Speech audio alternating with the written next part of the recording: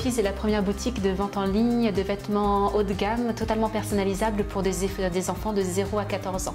Aujourd'hui en France, on ne trouve que des vêtements très standardisés. Chez Blue Poppies, le client crée et visualise son vêtement en choisissant le modèle et en y appliquant des tissus et des finitions parmi plus de 5000 références, et tout ça grâce à un configurateur innovant.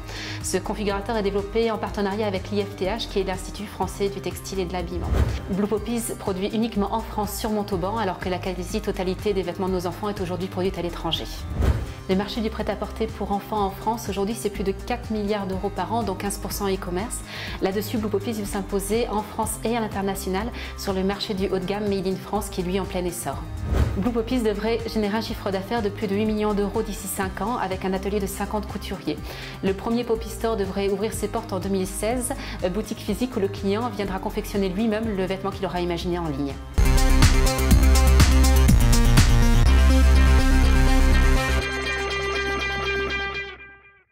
Tribling crée et vend des sous-vêtements modernes pour l'homme et pour la femme.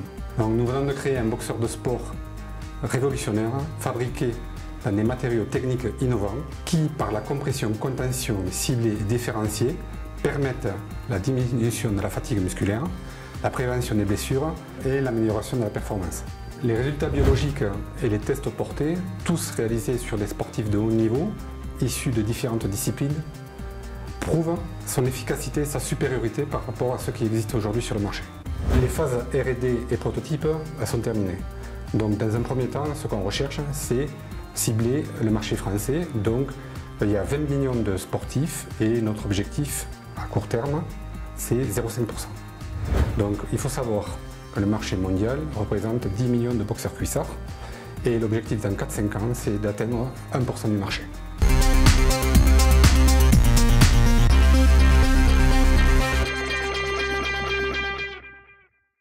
La chaleur empêche les cellules photovoltaïques de produire au maximum, ce qui représente un manque à gagner énorme pour les propriétaires de centrales photovoltaïques. Sunny Brain est le seul produit à apporter une réponse à ce problème. Nous fabriquons un système de refroidissement de toiture solaire par aspersion qui permet aux panneaux de produire jusqu'à 20% d'électricité en plus.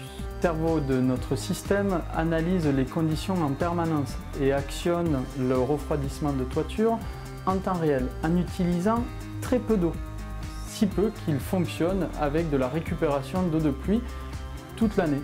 Le produit est en vente sur le marché français. Nous visons le segment des centrales photovoltaïques professionnelles qui représente 20 000 installations en France et 15 fois plus au niveau européen. C'est un système que nous avons installé tout d'abord sur la plus petite de nos centrales pour test, et comme il s'est avéré immédiatement rentable, nous avons décidé de l'installer maintenant sur l'ensemble de nos parcs solaires.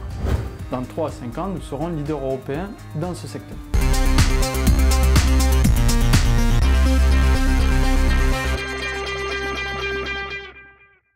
Tesalis conçoit des équipements pour le traitement des déchets infectieux. Aujourd'hui, les établissements de santé traitent ces déchets en les conditionnant dans des emballages spécifiques qui sont par la suite transportés par la route jusqu'à des centres d'incinération spécifiques pour ce type de déchets. Nous, chez Tesalis, on propose des machines qui permettent de broyer et stériliser par la vapeur d'eau à 135 degrés les déchets sur place. Cela permet à ces déchets de rejoindre les circuits des ordures ménagères. Les risques biologiques est éliminé à la source.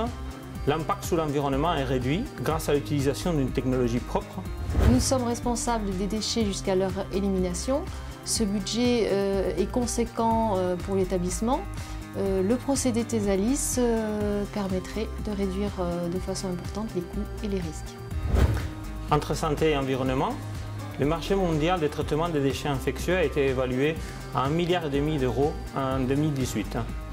Avec nos machines innovantes et notre équipe expérimentée et complémentaire, nous avons l'ambition de devenir un des leaders mondiaux dans ces domaines et nous visons atteindre 20 millions d'euros en 2020.